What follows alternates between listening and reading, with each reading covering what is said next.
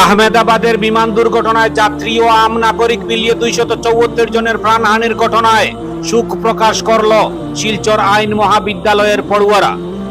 গত 12 জুন আহমেদাবাদে ভয়ঙ্কর বিমান দুর্ঘটনায় 274 জন প্রাণ হারিয়েছেন। মর্মান্তিক ঘটনাকে কেন্দ্র করে গোটা দেশ শোকে মুহ্যমান। বৃহস্পতিবার শিলচরের অরুণ কুমার চন্দ আইন মহাবিদ্যালয়ের পড়ুয়ারা মোমবাতি প্রজ্বলন করার পাশাপাশি প্লে কার্ড হাতে নিয়ে আহমেদাবাদের বিমান দুর্ঘটনায় হতদের প্রতি শ্রদ্ধাঞ্জলি নিবেদন করেন। পরে সংবাদ মাধ্যমের সঙ্গে কথা বলতে গিয়ে শিলচর আইন মহাবিদ্যালয়ের পড়ুয়ারা জানান, হৃদয় বিদারক ও ভয়ঙ্কর ওই বিমান দুর্ঘটনায় মর্মাহত সবাই।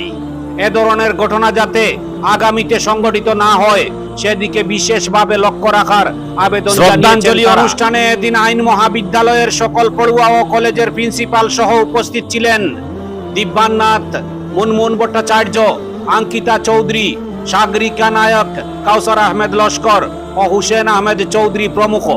ব্যুরো রিপোর্ট, আমার সোনার কালীগঞ্জ। করেছি তার জন্য অ্যাকচুয়ালি আমরা চাইছি যে আজকে যে ইনসিডেন্টটা হয়েছে সেই ইনসিডেন্টটা যেন কেউ না ভোলে। আর আমরা চাই যে ওদের শান্তি, আত্মার শান্তিটা হোক।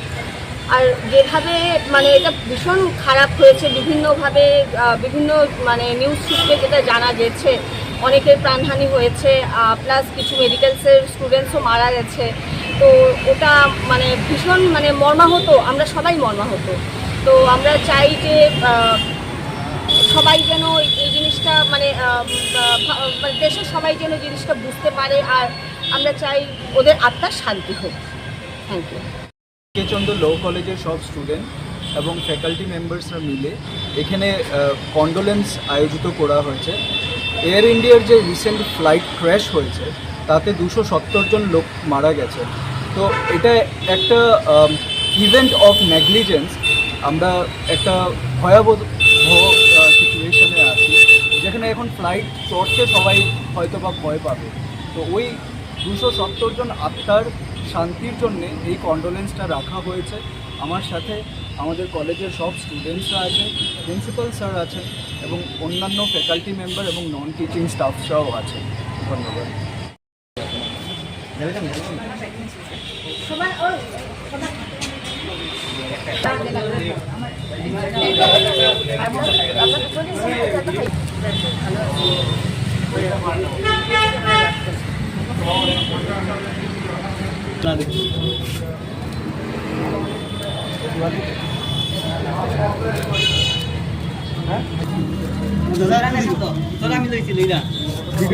আমি লইছি তো আমার লোক না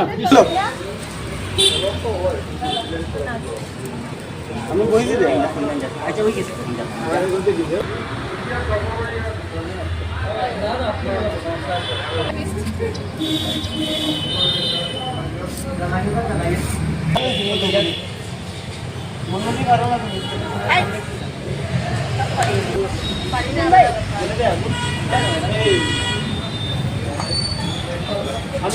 দিওয়ালি আসছি।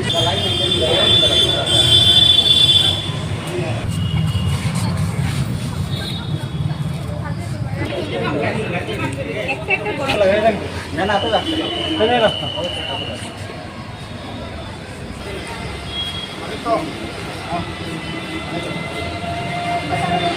সব আছে সবার তো এরকম ফেস হয়ে গেলে ভালো।